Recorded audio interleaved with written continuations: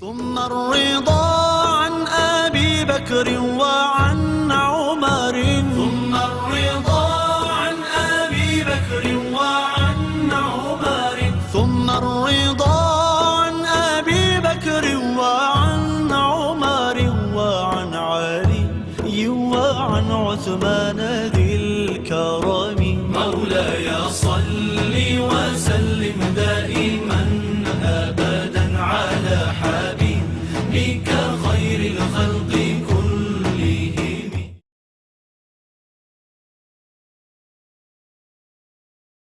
نحمده ونصلي ونسلم على سيدنا ومولانا محمد رسوله النبي الأمين المكين الحنين الكريم الرؤوف الرحيم. اما بعد، بسم اللہ الرحمن الرحیم.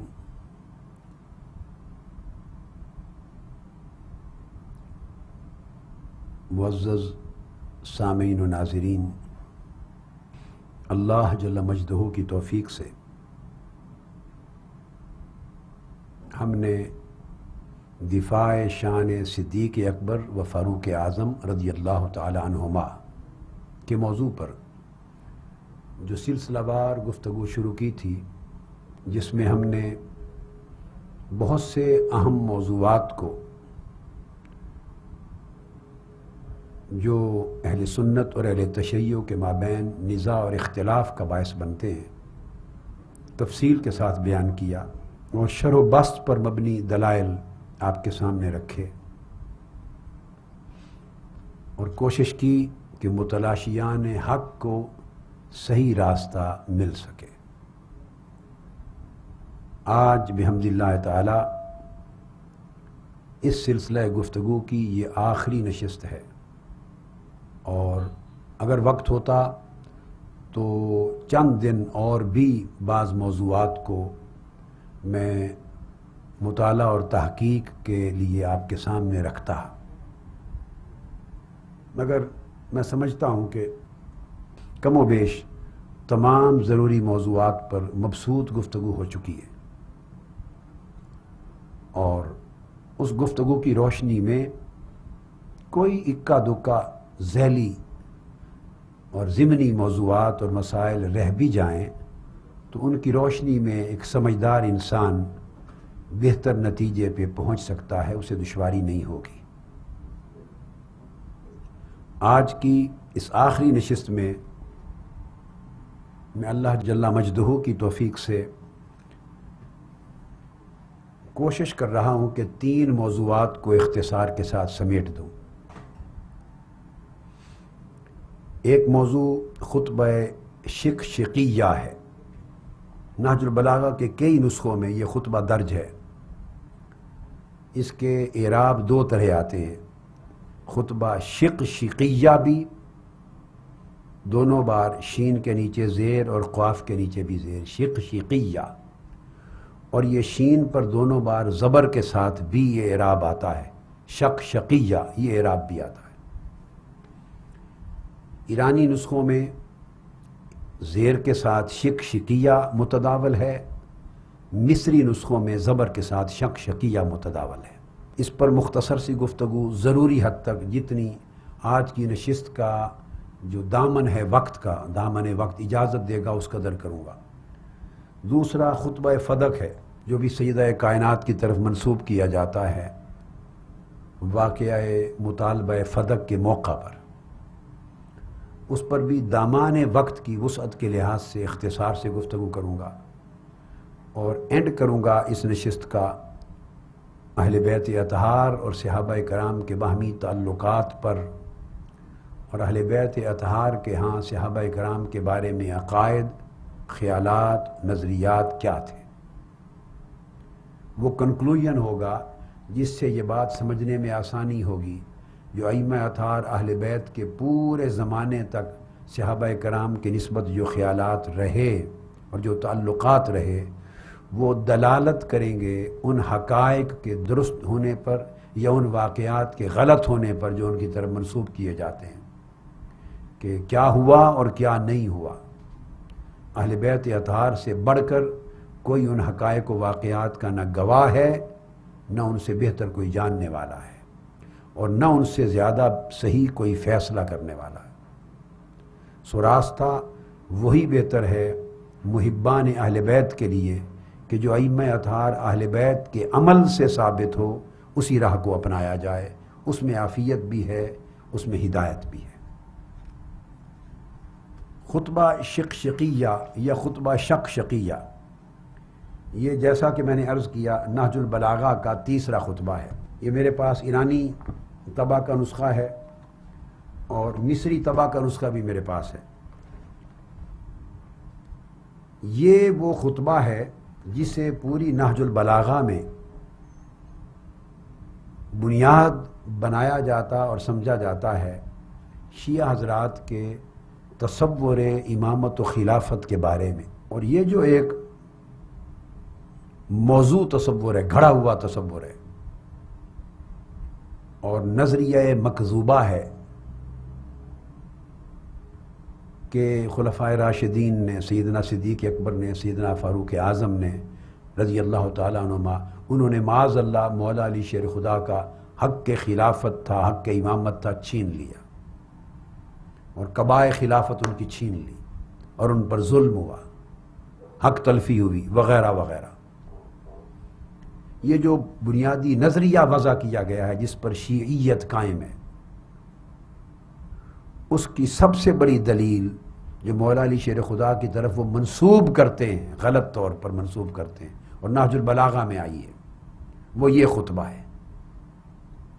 اور یہ سب سے بڑا ہتھیار ہے کہ خود مولا علی شیر خدا نے خطبہ میں یہ فرمایا۔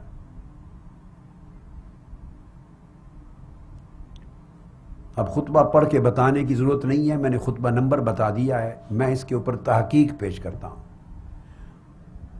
خلاصہ میں نے عرض کر دیا کہ اس خطبہ کے ذریعے اس مزعومہ اور موضوعہ نظریہ کو اسٹیبلش کیا جاتا ہے کہ مولا علی شیر خدا یہ سمجھتے تھے معاذ اللہ کہ انہوں نے میری خلافت کا حق اور قبائے خلافت چھین لی اور ہم پہ ظلم کیا۔ اب میں سب سے پہلے یہ بات واضح کر دینا چاہتا ہوں کہ شیعہ حضرات کے ہاں جو ان کے محقق علماء ہیں، مستند اور ثقہ علماء ہمیشہ سے، ان کے ہاں یہ خطبہ شقشقیہ خود ہی متفق علیہ نہیں ہے، اور ان کے ہاں یہ متنازع رہا ہے۔ اس لیے قدیم زمانوں میں اور قدیم صدیوں میں جو علماء محققین تھے، سب نے اس خطبہ کو روایت نہیں کیا، کئیوں نے اس پر اعتماد کیا، اور خود شیعہ علماء میں سے بڑے بڑے ثقہ لوگوں نے، کئیوں نے اس کو ترک کیا، اس کو قابل اعتماد نہیں سمجھا۔ کہ جو زبان ہے اس خطبہ کے اندر شیر خدا کی طرف جو منسوب کی گئی ہے خلفائے راشدین کے حوالے سے، اس کی تائید پوری کی پوری کتاب نہج البلاغہ میں اس ایک خطبہ کے سوا اول سے آخر تک کسی خطبہ میں اس کی موافقت نہیں ملتی۔ زبان مختلف ہے، لب و لہجہ مختلف ہے، مزاج مختلف ہے، انداز بیان مختلف ہے، خطبے کا ایک ایک لفظ زبان حال سے پکار پکار کے کہہ رہا ہے کہ یہ درست ہے تو پوری نہج البلاغہ باقی غلط ہے شیعہ حضرات کے لیے، اور اگر باقی ساری نہج البلاغہ درست ہے تو یہ خطبہ غلط ہے، یہ مولا علی شیر خدا کا نہیں ہے۔ اتنا زمین آسمان کا فرق ہے۔ یہ جو آدمی علم اور ادب کا طالب علم ہو اور جو تحریروں کا مطالعہ کر سکے، تنقیح کر سکے، تجزیہ کر سکے، موازنہ کر سکے اور تعصب کی نگاہ کو ہٹا کر پڑھے، تو اسے اس نتیجے پر پہنچنے میں کوئی دشواری نہیں ہوگی۔ سو جو بات میں نے کہی کہ یہ متنازع ہے، اس پر خود شیعہ حضرات کے ہاں اتفاق اور اجماع نہیں ہے، سو ایکسل تو بحث یہیں پر ختم ہو جاتی کہ جو خود اہل تشیع علماء کے ہاں متنازع ہو اور سب نے اس پر اجماع نہ کیا ہو اور سب اس کی روایت کے قائل نہ ہوں، تو وہ دلیل کیسے بن سکتی ہے؟ اگر یہ اتنا ثقہ ہوتا، اس کی سند ثقہ ہوتی اور یہ مولا علی شیر خدا کا خطبہ ہونے میں کوئی شک نہ ہوتا، تو پوری شیعیت اس پر مجتمع ہوتی۔ تو اہل سنت تو سرے سے مانتے ہی نہیں، دو فریق ہے نا۔ نہج البلاغہ کی کئی چیزیں ایسی ہیں جو اہل سنت کی کتب میں بھی درج ہیں، اہل تشیع کی کتب میں نہج البلاغہ میں بھی درج ہیں. آپ کی کئی نصائح ہیں، کئی زہد پر، آپ کی یقین پر، ایمان پر، تقوی پر، عبادت پر، خوف پر، خشیت پر، آخری حصے میں اور درمیان میں کہیں کہیں کئی ایسے نصائح اور کلام ہیں جو اہل سنت کی کتب میں بھی آتے ہیں. لہٰذا انہیں تسلیم کرنے میں کوئی حرج نہیں ہوتا. میں نے خود اس حصے پر درس بھی دیا ہے اعتکاف کے ایام میں. اور پھر بے شمار مقامات ایسے ہیں جو ایسے موضوعات پر ہیں جس میں کوئی اعتقادی چیز مختلف فی نہیں ہے، سو انہیں قبول کر لینے میں چونکہ کسی پر زد نہیں آتی، اگر خیر پر مشتمل باتیں ہیں تو قبول کر لینے میں حرج نہیں ہوتا. بے شمار ایسے دلائل ہیں، اس کے اندر خطبات ہیں اور خطوط ہیں اور کلمات ہیں جو خلفائے راشدین اور صحابہ کرام کی تعریف و توصیف میں بیان کیے گئے. اب یہ کتاب اہل سنت کی تو ہے نہیں کہ اہل سنت کے لیے تو اس کی کوئی بات حجت نہیں ہے، یہ بات سمجھنے والی. اہل تشیع کے لیے حجت ہے. اہل سنت کے نزدیک تو چونکہ اس پوری نہج البلاغہ میں اول تا آخر کسی ایک خطبہ کی سند ہی بیان نہیں ہوئی ہے. یہ ساری کتاب، اس کا ہر خطبہ، اس کا ہر کلام، اس کا ہر خط بغیر اسناد کے ہے، بغیر سند کے. اور اہل سنت کا طریقہ یہ ہے کہ وہ مولا علی شیر خدا کا کلام ہو یا حضور علیہ السلام کا ہو یا صحابہ کرام کی مرویات ہوں اور آثار ہوں اور تابعین اتباع التابعین کی ہوں، اس درجے کے کسی کا بھی قول ہو اس زمانے کا، تو اہل سنت کے ہاں تو بغیر سند کے سرے سے ایک جملہ بھی قبول نہیں کیا جاتا. چہ جائے کہ اتنی بڑی ضخیم کتاب اور اس میں سینکڑوں خطبات درج ہوں اور بغیر سند کے کوئی قبول کر لے. یہ جو اتنی کھلی چھٹی ہے اور اتنی بادشاہی ہے کہ کوئی سند ہی نہ پوچھے کہ اس بات کا کیا ثبوت ہے کہ یہ جو کچھ درج ہے یہ مولا علی شیر خدا نے فرمایا تھا. یہ کتاب نہیں بولتی، پوری کی پوری نہج البلاغہ اس کا ثبوت فراہم نہیں کرتی، چونکہ اس میں کسی ایک خطبے کی سیرے سے اول تاخر سند ہی کوئی نہیں. اور جو مؤلف ہیں، اس کے مرتب مؤلف جمع کرنے والے، وہ میں آگے عرض کروں گا کہ اہل سنت کے ہاں تو اس کے اوپر یہ تحقیق ہے کہ اس میں بھی اختلاف ہے کہ یہ شریف المرتضیٰ نے جمع کیا ہے یا ان کے بھائی سید رضی نے جمع کیا. مؤلف مرتب ہیں. شیعہ حضرات عام طور پہ تمام نسخوں پہ سید رضی کی طرف منسوب کرتے ہیں کہ سید رضی اس کے مؤلف ہیں یا اس کے مرتب ہیں اور اس کے جامع ہیں سید رضی، وہ تو ان کی طرف منسوب کرتے ہیں. لیکن جو اہل سنت کے ہاں یہ اختلاف ہے. تمام محققین کہتے ہیں اپنے اپنے زمانوں میں کہ یہ بات طے شدہ نہیں ہے کہ یہ شریف المرتضیٰ اس کے جامع اور مؤلف تھے یا سید رضی اس کے جامع مؤلف تھے. یہ دو بھائیوں کے معاملے میں یہ خود اختلاف تھا. اور پھر ان کی وفات ہوئی ہے 5ویں صدی ہجری میں. تو یہ جو درمیان میں 350 سال گزرے ہیں، اس پورے 350 سال میں ہر بات کی اگر سند کو لیا جائے تو کم سے کم 10 راوی ہر ایک خطبہ، ہر ایک کلام، ہر ایک خط کے بنتے ہیں مولا علی شیر خدا تک، کم سے کم 350 سال کے لیے. میں نے پہلے عرض کیا تھا کہ امام بخاری جن کی ولادت 194 ہجری میں ہوئی، اتنا قریب کا زمانہ تھا، گویا ان سے بھی نصف زمانہ وہ پہلے کے تھے. 200 سال کم و بیش ان سے پہلے تھے امام بخاری اور امام مسلم اور امام ابو داؤد اور امام ترمذی، پھر امام نسائی ابن ماجہ، کم و بیش 200 سال ان سے پہلے تھے. شریف المرتضیٰ یا سید رضی جو جامع اور مرتب ہیں نہج البلاغہ کے، وہ جب حدیث روایت کرتے ہیں، خواہ آقا علیہ السلام کی کریں، خواہ صحابہ کرام کی، خواہ اہل بیت اطہار کی، خواہ سیدنا مولا علی شیر خدا کی روایت ہو، جس کے بھی کریں، تو وہ کوئی بات سند کے بغیر نہیں کرتے. کوئی ایک کتاب حدیث کی بھی سند کے بغیر اہل سنت کے ہاں تو رواج ہی نہیں. 5 صدیوں تک جو کتابیں مرتب ہوتی رہیں، 6ٹھی صدی تک، خواہ امام بہقی نے مرتب کی، بعد کا پہلا تو امام مالک کا زمانہ تھا، امام احمد بن حنبل کا تھا، امام اعظم کا تھا ابو حنیفہ کا رضی اللہ تعالیٰ عنہ، امام شافعی کا تھا، پھر امام عبدالرزاق کا تھا، امام ابن ابی شیبہ کا تھا، امام ابو عوانہ کا تھا، بعد میں امام بہقی آ گئے یا امام طبرانی آ گئے، یہ مسند بزار ہو گئی یا مجمع الزوائد ہو گئی، حتیٰ کہ امام بغوی کے آنے تک الغرض جتنی کتب لکھی گئیں حدیث کی 500 سال تک، سب نے پوری کی پوری کتب حدیث میں ایک حدیث بھی بغیر سند کے بیان نہیں کی۔ پھر سند پہ تحقیق ہوتی، جرح و تعدیل ہوتی ہے، ایک ایک راوی پر، جیسا کہ میں نے پچھلی نشست میں عرض کیا، اس کے بغیر روایت قبول ہی نہیں کی جاتی۔ اب اہل سنت کا تو ایک معیار ہے، پیمانہ ہے، ہر بات کے ساتھ ایک سند ہے، اور پھر ایک سند نہیں ہے، پھر اس کے مدارج ہیں۔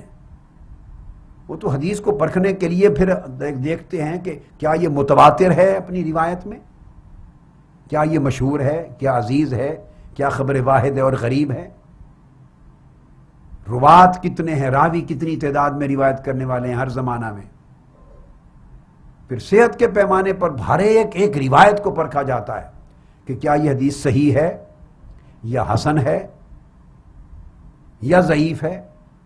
اگر ضعیف ہے تو 16 اقسام ہے ضعیف کی جو متداول ہیں، ویسے تو بہت زیادہ بھی بیان کی گئیں، تو کس درجے میں آتی ہے، ضعف کا سبب کون سا ہے۔ اگر صحیح ہے تو صحیح لذات ہی ہے، یہ صحیح لغیر ہی ہے، حسن ہے تو حسن لذات ہی ہے، یہ حسن لغیر ہی ہے، ضعیف ہے تو اس کے ساتھ کوئی شواہد ہیں، متابعات ہیں، نہیں ہیں۔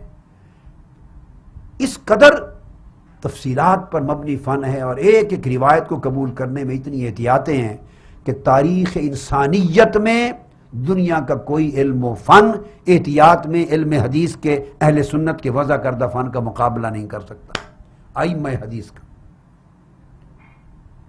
مگر دوسری طرف جب نہج البلاغہ کو دیکھتے ہیں جس میں خطبہ شکشکیہ اس کا حصہ ہے، تو شکشکیہ تو ایک چیپٹر ہے، ایک خطبہ ہے۔ میں تو پوری کتاب کی بات کر رہا ہوں کہ ایک کتاب 350 سال بعد مرتب کی گئی، 5ویں صدی شروع ہو گئی تھی ان کے مؤلف اور جامع کی ڈیتھ پر، اور مولا علی شیر خدا کے خطبات اور آپ کے ارشادات اور آپ کے خطوط کے نام پر یہ جمع کی گئی۔ اتنی ضخیم کتاب، سینکڑوں خطبات اور آپ کے بیانات اس میں درج ہیں اور خطوط، اور کسی ایک کی سرے سے سند نہیں ہے، اور کسی نے کبھی پرواہ ہی نہیں کی، سب کچھ مانتا آ رہا ہے کہ یہ مولا علی شیر خدا کے خطبات ہیں۔ اہل سنت تو میں خود حوالے اس کے دیتا ہوں، اس لیے کہ جب شیعہ حضرات کی اپنی معتمد ترین کتاب ہے اور وہ ایمان رکھتے ہیں اس بات پر کہ مولا علی شیر خدا کے خطبات ہیں، بغیر سند کے، بغیر حجت کے، بغیر دلیل کے، یہ ان کا اپنا معاملہ ہے، یہ ان کا معاملہ ہے۔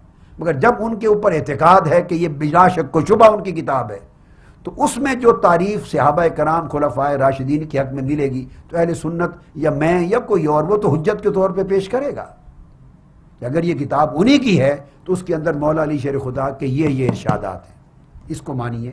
یہ وہ ریفرنسز ہیں جو میں پچھلی آپ سمجھیں گھنٹوں، کوئی 45 گھنٹوں پر مشتمل نشستوں میں 1.5 مہینے سے دیتا چلا آ رہا ہوں، اکثر و بیشتر میں نے حوالہ جات دیے ہیں، ریپیٹ نہیں کرنا چاہتا۔ مگر جب کوئی چیز آ جائے گی خلفائے راشدین کے خلاف جو عین شیعہ عقیدہ کے مطابق ہے، جو اس میں تبرہ آئے گا، ان کے خلاف سب و شتم آئے گا یا ظلم کی داستان آ جائے گی، تو وہاں تو ہم سند طلب کریں گے۔ سند اس پوری کتاب کی کوئی نہیں ہے، کسی ایک کی بھی نہیں ہے روایت کی، لہذا سب سے پہلے تو کتاب ہی مرتبہ ثقاہت سے گر جاتی ہے۔ یہ بحث کہ مفتی محمد عبدہ اور کئی اور لوگ اہل سنت لوگوں نے بھی اس کی شرح لکھی ہے، تحقیق کی، یہ چیزیں ریلیونٹ ہیں۔ آپ کو شاید معلوم ہے یا نہیں، اہل سنت کے ہاں عربی ادب کے طور پہ اس کی جو کلام ہے، گفتگو ہے، ادب کا ایک اچھا ماسٹر پیس ہے، اس لیے اس کو وہ لکھتے بھی ہیں، پڑھتے بھی ہیں۔ مگر یہ کسی نے ثابت نہیں کیا اہل سنت میں، کسی نے، یہ تحقیقاً مولا علی شیر خدا کے خطبات ہیں، یہ کبھی کسی نے نہیں کہا۔ اسی میں خطبہ شکشکیہ بھی ہیں۔ اور ایک بات یہ بھی عرض کر دوں کہ اس کے جو مؤلف اور جامع جو اہل تشیع جن کو کہتے ہیں سید رضی، مفتی جعفر حسین، جو نامور بر صغیر پاک و ہند کے بڑے نامور عالم مسلک اہل تشیع کے گزرے ہیں، مفتی جعفر حسین، جنہوں نے ترجمہ کیا ہے، معروف ترجمہ جو پاک و ہند میں علماء اہل تشیع میں سب کے پاس وہی ہوتا ہے، قدمہ میں انہوں نے ان کے احوال لکھے ہیں سید رضی کے، جامع نہج البلاغہ کے مرتب کے۔ اب ان کی اپنی پوزیشن کو دیکھ لیجئے، میں صرف ایک واقعہ بیان کرتا ہوں کہ اس کے بعد ہم نہج البلاغہ کے کسی خطبے کو کس طرح حجت مانیں گے، جس کے مؤلف کا عالم یہ ہے، یہ مفتی جعفر حسین صاحب نے خود لکھا ہے، جس کا جی چاہے اٹھا کر ابتدائی صفحات میں پڑھ لیجئے۔ میں آپ کو بتا رہا ہوں، ہر ایک شیعہ عالم کے پاس ہوتا ہے، ہر ان کے مرکز اور امام بارگاہ میں ہوتا ہے، اٹھا کے پڑھ لیجئے جس کا جی چاہے۔ اس کا جو پہلا دیباچہ مقدمہ سید رضی کے حالات میں مفتی جعفر حسین صاحب نے لکھا ہے کہ سید رضی اتنے ذہین تھے، اتنے قابل تھے، بچپن سے اتنے لائق، اور اللہ نے ان کو ایسی صلاحیت اور علمی قابلیت ذہانت دی تھی۔ سن لیجئے واقعہ کہ غالباً 9-10 سال یا 11 سال کی عمر کا واقعہ بیان کیا انہوں نے، 9 سال تھی عمر یا 11 سال۔ اپنے کسی استاذ کا ذکر کیا، نحو پڑھتے تھے، صرف و نحو پڑھتے ہوئے انہوں نے ایک دن پوچھا، حضرت عمر کا نام لے کے، عمر اس کے اعرابی علامت کیا ہے؟ ایک عربی کا جملہ بولا اور کہا کہ عمر کی اعرابی علامت کیا ہے؟ تو مفتی جعفر حسین صاحب نے کوٹ کیا واقعہ، صاحب ذرا شیعہ کتب میں ہے، وہاں سے لیا ہوگا۔ انہوں نے کہا کہ 9 سال 10 سال کی عمر میں جٹ بولے سید رضی صاحب کہ بغض علی۔ انہوں نے پوچھا اعرابی علامت کیا ہے؟ تو چونکہ بچے تھے تو اعرابی کی بات سمجھ میں نہ آئی، لفظ علامت سن لیا، انہوں نے سمجھا کہ عمر فاروق، حضرت عمر کی علامت کیا ہے، پہچان؟ کہنے لگے بغض علی۔ تو جو شخص اس 9-10 سال کی عمر میں سیدنا فاروق اعظم کے بارے میں یہ عقیدہ رکھتا ہے اور اس کا ذہن بچپن میں اس طرح بھرا ہوا ہے کہ ان کا نام سن کر کہ ان کی علامت کیا ہے وہ کہتا ہے بغض علی، اتنا کوٹ کر بھرا ہوا ہے 9 سال کی عمر میں، آپ ان سے کیا توقع کرتے ہیں کہ وہ جوان ہو کر یا بڑے ہو کر جب جمع کریں گے، مرتب کریں گے، تو وہ کتنے غیر جانبدار اور سکہ اور عادل ہو کر مرتب کریں گے خطبہ امام مولا علی شیر خدا کے؟ کیا توقع کرتے ہیں جن کے بچپن سے عقیدہ یہ ہے بغض علی بھرا ہوا ہے خلفائے راشدین کے ذہن میں، فاروق اعظم میں، تو وہ بغض علی ہی ثابت کرنے کے لیے چیزیں بیان کریں گے نا۔ یہ میں نے ایک اجمالی تعارفی سی گفتگو کر لی۔ اب خطبہ شکشکیہ کے بارے میں آ جائیے۔ شیعہ حضرت خطبہ شکشکیہ کو میں سب سے پہلے شرح نہج البلاغہ کے حوالے سے ایک بڑی اہم بات کہنا چاہتا ہوں۔ نہج البلاغہ کی میں نے چونکہ کئی بار آپ کو ذکر کیا کہ بہت بڑی نامور شرح علامہ ابن میثم البحرانی کی ہے، جیسے ایک شرح ابن حدید کی ہے، ایک علامہ ابن میثم البحرانی کی شرح ہے۔ اب شیعہ عالم ہیں اور سب سے بڑے شارح ہیں نہج البلاغہ کے، غالباً 40 جلدوں پر مشتمل شرح لکھی ہے نہج البلاغہ کی، ابن میثم البحرانی۔ اب وہ نسخہ یہ میرے پاس ہے، اس کے شروع میں صفحہ 251 پر اس کے جز اول میں وہ بیان کرتے ہیں کہ اس نہج البلاغہ کا یہ جو خطبہ ہے شکشکیہ، اس پر کلام کیا انہوں نے، اس کی استنادی حیثیت پر کلام کیا ہے۔ تو وہ بیان کرتے ہیں کہ اس پر اہل سنت اور اہل تشیع کے درمیان ایک واضح اختلاف ہے۔ کہتے ہیں اعلم، اے پڑھنے والے جان لے، ان ھذہ الخطبہ وما فی معناها مما یشتمل علی شکایتہ وتظلمہ فی امر الامامۃ هو محل الخلاف بین الشیعہ و جماعت من مخالفیہم۔ پہلی بات تو یہ لکھی ہے کہ یہ خطبہ شکشکیہ، میں کہتا ہوں کہ یہ اہل سنت یعنی جو مخالف ہیں شیعہ کے اور اہل تشیع، جو کچھ اس کے اندر بیان ہوا ہے اس پر واضح اختلاف ہے۔ ایک بات تو یہ کلیئر کر لیں، تو گویا اہل سنت تو سرے سے انکار کرتے ہیں کہ یہ تو مولا علی شیر خدا کا کلام ہی نہیں، اور اہل شیعہ کا دعویٰ ہے تشیع کا، ان کے کلام ہونے کا۔ اب آگے بیان کرتے ہیں، ان جماعت من الشیعہ، آگے سنیے، ادعوا ان ھذہ الخطبہ وما فی حکمھا مما اشتمل علیہ ھذا الکتاب منقول علی سبیل التواتر۔ اب پہلا جملہ قابل توجہ ہے، انہوں نے واضح کر دیا کہ تمام شیعہ اس خطبہ شکشکیہ کو مولا علی شیر خدا سے مروی نہیں مانتے۔ وہ کہتے ہیں ان جماعتم من الشیعہ، شیعہ عقیدہ کے اندر ایک جماعت یہ کہتی ہے، یہ بھی نہیں کہا ان جماعت الشیعہ، نہ ان جماعتم من الشیعہ، شیعہ عقیدے کے اندر ایک گروہ، ایک جماعت، ایک طبقہ یہ دعویٰ کرتا ہے، اگلا لفظ ہے ادعو ان جماعت من الشیعۃ ادعو، انہوں نے دعویٰ کیا ہے شیعہ مسلک کے ایک گروہ نے، ایک جماعت نے، کہ یہ خطبہ اور اس کے اندر جو کچھ بیان ہوا ہے یہ سبیل تواتر کے ساتھ منقول ہے مولا علی شیر خدا سے۔ یہ لفظ بھی نہیں لکھا کہ مولا علی شیر خدا سے، اتنا کہا ہے کہ تواتر کے ساتھ منقول ہے۔ یہ شیعہ مسلک کی ایک جماعت، ایک طبقے نے یہ دعویٰ کیا ہے۔ یہ لفظ ہیں ابن میثم البحرانی کے، ان کا دعویٰ ہے، اور سب شیعوں کا بھی دعویٰ نہیں، اس کے ایک طبقے کا دعویٰ ہے۔ اور دوسری طرف وہ کہتے ہیں جو اہل سنت ہیں ان کا بالغوا فی انکار ذالک، وہ بالکل انکار کا میں مبالغہ کرتے ہیں، وہ ٹوٹلی انکار کر دیتے ہیں کہ یہ مولا علی شیر خدا سے صادر شدہ خطبہ ہی نہیں ہے۔ یہ بیان کر کے اب وہ کہتے ہیں کہ اہل سنت کا دعویٰ یہ ہے کہ یہ خطبہ سید رضی نے خود مرتب کیا ہے، خود لکھا ہے، اور شکشکیہ کا نام دے کر مولا علی شیر خدا کے نام منسوب کر دیا ہے، خود گھڑا ہے، مسئلہ امامت و خلافت کو اپنے عقیدے کے مطابق ثابت کرنے کے لیے۔ اس کے بعد علامہ ابن میثم البحرانی کہتے ہیں کہ میں اس عہد کا تجدید کرتا ہوں کہ میں جو حق سمجھوں گا ایمانداری کے ساتھ وہ بیان کرتا ہوں اس کے بارے میں۔ اب وہ یہ کہتے ہیں جو حق سمجھوں گا ایمانداری کے ساتھ اس کو بیان کرتا ہوں، اور وہ بیان کرتے ہیں فَأَقُولُ، اب ان کا اگلا جملہ توجہ طلب ہے، فَأَقُولُ، پس پوری تحقیق کے بعد اور دیانتداری سے میں یہ کہتا ہوں إِنَّ كُلَّ وَاحِدٍ مِّنَ الْفَرِيقَيْنِ الْمَذْكُورَيْنِ خَارِجٌ عَنِ الْعَدْلِ۔ اب وہ شیعہ عالم کہتا ہے، ہمارے اوپر حجت نہیں ہے، یہ بات ذہن میں رکھ لیں۔ علامہ ابن میثم البحرانی اہل سنت کے لیے حجت نہیں ہے، حجت شیعہ کے لیے، شیعہ مسلک کے لیے، ان کے عالم ہیں۔ مگر شیعہ عالم اور محقق ابن میثم کہتے ہیں کہ دونوں فریق یعنی اہل سنت اور شیعہ دونوں نے عدل سے یعنی راہ عدل سے ہٹ گئے ہیں۔ دونوں اہل سنت کو تو راہ عدل سے ہٹنا انہوں نے کہنا ہی تھا، انہوں نے شیعہ کا یہ عقیدہ کہ یہ تواتراً منقول ہے اس کو بھی کہا کہ یہ عدل کی بات نہیں ہے، انصاف سے دور چلے گئے شیعہ بھی۔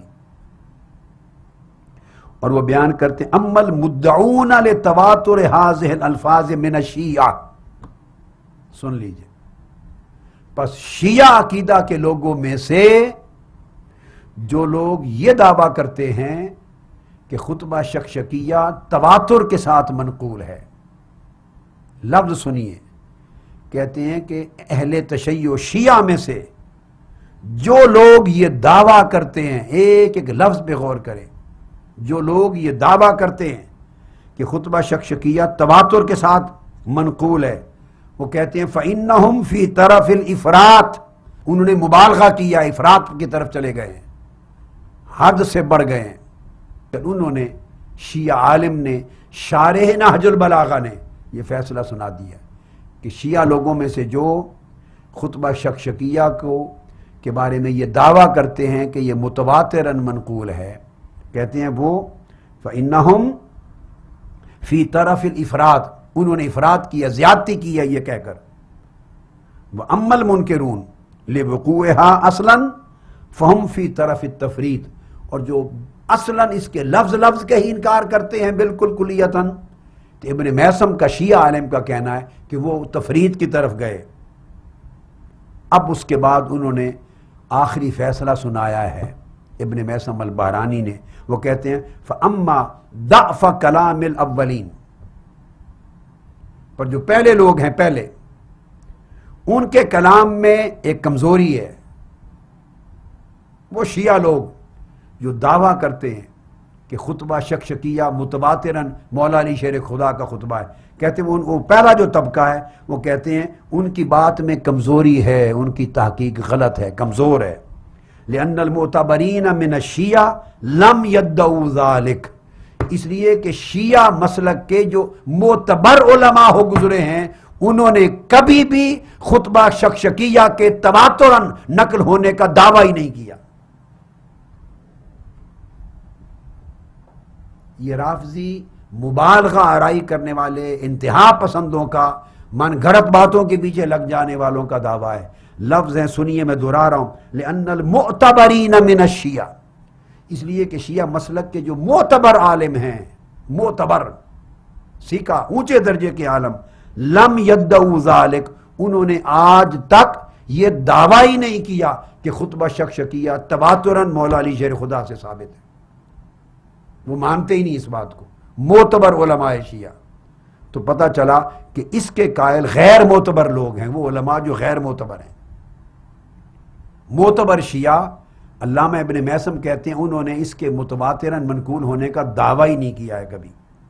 اور آگے سنیے پھر وہ لکھتے ہیں وَلَوْ كَانَ كُلُّ وَاحِدٍ مِّنْ هَذِهِ الْأَلْفَاظِ مَنْقُولًا بِالتَّوَاتُرِ لَمَا اخْتَصَّ بِهِ بَعْضُ الشِّيَّةِ دُونَ بَعْضٍ.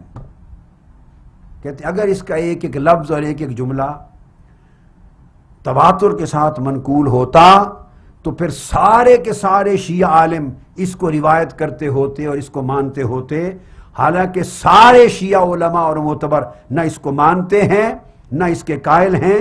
بعض مانتے ہیں بعض نہیں مانتے. یہ جو بعض کا ماننا اور بعضوں کا انکار کر دینا ہے شیعہ علماء میں، یہ اس بات کو ثابت کرتا ہے کہ اس کے الفاظ تواتر کے ساتھ منقول نہیں اور ثابت نہیں ہے.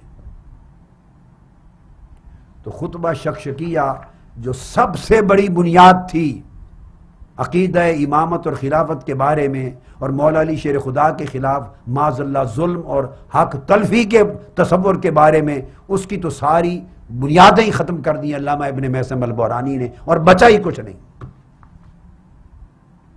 نہ صرف یہ کہ انہوں نے اس کا متنازع ہونا ثابت کر دیا کہ شیعہ حضرات کے اندر بھی یہ متنازع ہے.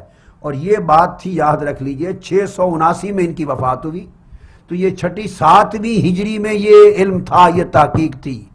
یہ 14ویں صدی میں جا کے زیادہ تحقیق آ گئی ہے ان لوگوں کے پاس، جن کے ذریعے ناج البلاغہ کی شرح پہنچی، جن کے ذریعے اس کا تواتر، اس کی روایت پہنچی، اور جن کی شرح پر 40 جلدوں کی تحقیق پر پورے علم شیعیت کا مدار ہے. وہ آج سے 700 سال 800 سال پہلے لکھ گئے کہ یہ شیعہ میں بھی اختلاف ہے، اور شیعہ کا اس پر اجماع اور اتفاق نہیں ہے. خطبہ شکشکیہ پر ایک جماعت شیعوں کی دعویٰ کرتی ہے، وہ بھی دعویٰ کرتی ہے کہ یہ اس کے الفاظ اور یہ خطبہ متواتراً منقول ہے. اور وہ جو دعویٰ کرنے والے افراط پر ہیں، زیادتی کرتے ہیں، چونکہ اگر یہ ان کا متواتراً منقول ہوتا اور صحت ہوتی اس میں تواتر ہوتا تو کم سے کم سارا مسلک شیعہ اور جمیع معتبر علماء روایت کرتے. معتبر علماء تو اس کو مانتے ہی نہیں ہیں، یہ بیان کر رہے ہیں. شیعہ کے معتبر علماء اس کے تواتر کے قائل ہی نہیں ہیں. بعض مانتے ہیں غیر معتبر اور بعض نہیں مانتے، جو معتبر ہیں وہ نہیں مانتے. کہتے ہیں چونکہ اتنا بڑا اختلاف ہے اور خاص طور پہ معتبر علماء اس کے تواتر کے قائل نہیں ہیں، صحت کے تواتر کے قائل نہیں، اس لیے اس خطبے پر اجماع نہیں ہو سکتا اور اسے قطعی دلیل کے طور پہ پیش نہیں کیا جا سکتا. یہ تو اس کی حقیقت اسی شرح نہج البلاغہ سے ہی کھل کے سامنے آ گئی. اب حق تو یہ ہے کہ اس قول کے بعد گنجائش ہی نہیں رہتی اس خطبہ شکشکیہ پہ مزید گفتگو کی. مگر میں کچھ چیزیں ضرور عرض کر دینا چاہتا ہوں، چونکہ بات ہوئی نہج البلاغہ کی. اب اس نہج البلاغہ میں جو خطبہ شکشکیہ ہے، اس کی سب سے پہلے آپ اسانید کو بھی لے لیں. ایک خطبہ شکشکیہ کی جو اسانید ہیں، اب اس کو بھی لوں، چونکہ میں نے عرض کیا کہ علم الجرح و تعدیل کے اعتبار سے بھی میں چاہوں گا کہ حق ادا کیا جائے، اس پر گفتگو کی جائے. اب آپ کو اندازہ ہوگا اس لیے تواتر کا انکار کیا علامہ ابن میثم نے کہ تواتر ثابت ہی نہیں ہے. شیعہ کی اپنی کسی کتاب سے تواتر ثابت نہیں ہے اس خطبہ کا. کوئی تواتر کا دعویٰ کرتا ہے تو ڈھکوسلا مارتا ہے، جیسے بغیر سند کے وہ ہر بات مانتے ہیں اور کرتے رہتے ہیں 24 گھنٹے، اس طرح ڈھکوسلا مارتا ہے. تواتر ثابت ہی نہیں. ابن میثم کی تحقیق، اور وہ خود بیان کرتے ہیں، وہ کہتے ہیں کہ میں نے یہ خطبہ، اب ثابت کیسے ہوا؟ وہ کہتے ہیں میں نے یہ خطبہ، یہ جو مدرسہ نظامیہ تھا ان کی لائبریری میں، ان کے خزانہ کتب میں کتاب الغارات کی جز ثانی کے طور پر میں نے اس کو دیکھا تھا، پڑھا ہوا تھا. ایک صاحب کہتے ہیں صفحہ 40 سید ابن طاؤس الحسنی نے اس کو بیان کیا ہے۔ اب آپ اندازہ کر لیجئے، وہ کہتے ہیں کہ میں نے کتاب الغارات کے عنوان سے اس کے جو ثانی میں یہ سیدنا علی شیر خدا کے حوالے سے موقع بیان کر کے اس خطبے کا تذکرہ میں نے مدرسہ نظامیہ عتیقہ جو تھا اس کے مخزن میں نے دیکھا تھا، یہ خطبہ پڑھا تھا۔ لو ایک تو یہ ثبوت ہے، سن لیں ذرا کس قسم کے مذہقہ خیز ثبوتوں پر مدار قائم کیا ہے، اور اس کو دلیل بنا لیا ہے خلافت راشدہ کو رد کرنے کی، اور مولا علی شیر خدا کے خلاف معاذ اللہ خلافت کی حق تلفی اور ظلم کے عقیدے کو بڑھانے کی۔ اگر عقیدے اس طرح بنتے ہیں تو اللہ ہی معاف کر دے پھر۔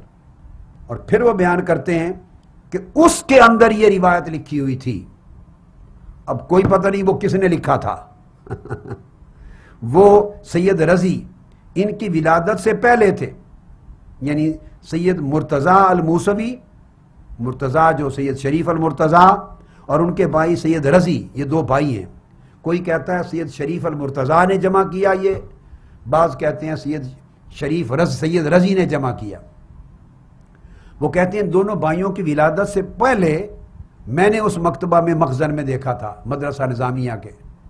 اب وہ کس کی کتابت تھی، کاتب کون تھا، کس نے لکھا، کچھ خبر نہیں ہے، بس مان لیا کیونکہ مولا علی شیر خدا کا نام درج کر دیا اس میں، ان کا خطبہ ہے اور ہے خلفائے راشدین کے خلاف، تو اس سے بڑھ کے ماننے کی اور دلیل ہی کوئی نہیں، اور کیا دلیل ہونی چاہیے؟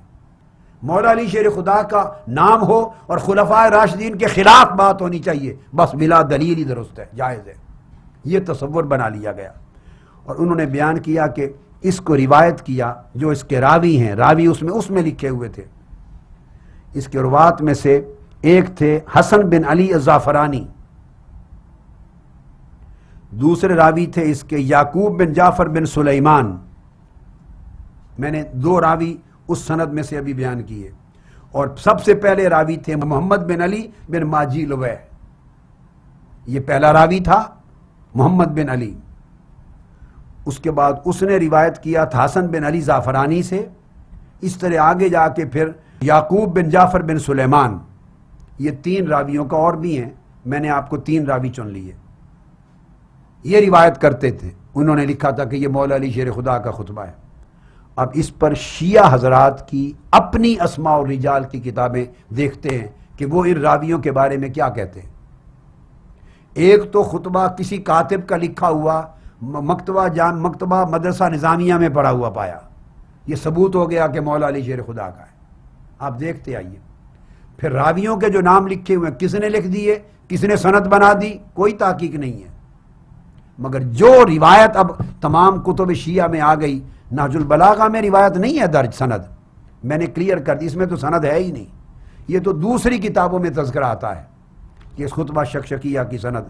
تو یہ جو محمد بن علی جو سب سے پہلے راوی تھے، اب اس پر شیخ صدوق جن کا حوالہ میں پیچھے دے چکا ہوں، جو چوتھی صدی ہجری کے جو عالم ہیں، چوتھی صدی ہجری کے شیخ صدوق، ان کی کتاب علل الشرائع جو پچھلی نشست میں کوٹ کر چکا ہوں کہ جنہوں نے سیدنا فاروق اعظم کے کسی زد و کوب اور سیدہ کائنات کے گھر پر حملہ کرنے کا ذکر پورے بیان علالت فاطمۃ الزہرا تا وفات فاطمۃ الزہرا میں نہیں کیا۔ یہ وہ شیخ صدوق ہیں، علل الشرائع، اس میں وہ بیان کرتے ہیں کہ لا یوجد لہو توثیق، وہ کہتے ہیں میں نے کل کتابیں چھان کے دیکھ لی ہیں، مجھے محمد بن علی بن بابویح اس کی کوئی سکہ ہونے کی کوئی خبر کہیں سے نہیں ملی، یہ کون ہے، اس کی ثقافت کیا ہے، توثیق نہیں مل سکی۔ یہ بیان جلد اول صفحہ 150 ہے، یہ پہلے راوی ہیں اس خطبہ شکشکیہ کے۔ شیعہ اسماء و رجال کی کتاب شیخ صدوق کی علل الشرائع جلد اول صفحہ 150 کہتے ہیں لا یوجد لہو توثیق، ان کی ثقافت کا کوئی ثبوت نہیں مل سکا۔ آگے آئیے، دوسرے بہت بڑے عالم الحاج مرزا ابراہیم الخوئی، شیعہ اسماء و رجال کے عالم ہیں، اور ان کی کتاب ہے معجم رجال الحدیث۔ معجم رجال الحدیث میں مرزا ابراہیم الخوئی کہتے ہیں کہ یہ جو محمد بن علی نامی شخص ہے یہ ضعیف تھا، اس کی روایت سیکا نہیں ہے، یہ پہلا راوی ہے خطبہ شکشکیہ کا۔ اہل سنت تو نہیں کہہ رہے، یہ تو شیعہ اسماء رجال کے خود علماء محققین کہہ رہے ہیں۔ دوسرا راوی میں نے کوٹ کیا حسن بن علی زعفرانی، محمد بن علی نے حسن بن علی زعفرانی سے روایت کیا۔ اب حسن بن علی زعفرانی جو دوسرا راوی ہے، معجم رجال الحدیث، یہی کتاب الخوئی کی اسماء الرجال کی، جلد 6 صفحہ 71، وہ حسن بن علی زعفرانی کی کہتے ہیں کہ یہ شخص مجہول ہے، اس کے بارے میں کچھ حال کا پتہ نہیں ہے۔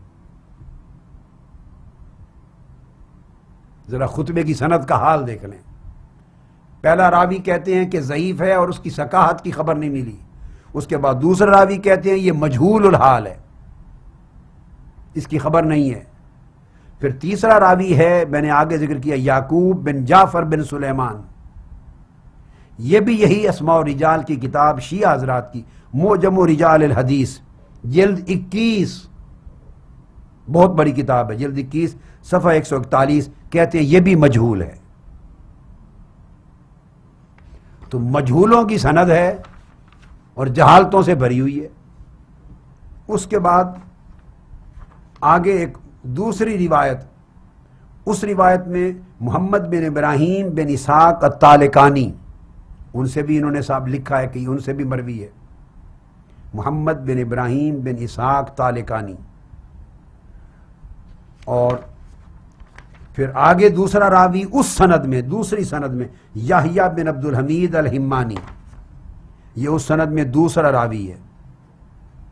اب ان کا حال سن لیجئے، دوسری سند کا بھی حال سن لیجئے۔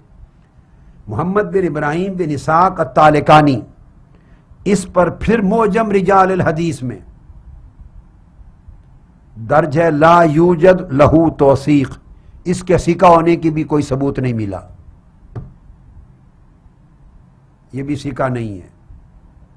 اور اسی طرح اس روایت میں یہ بیان کیا گیا ہے کہ تھا شیعہ، دلالت اس پر ہے کہ تھا یہ شیعہ، اور شیعہ بھی تھا اور اس کے ثقہ ہونے کا بھی ثبوت نہیں ہے۔ پھر دوسرا راوی یحییٰ بن عبد الحمید الحمانی،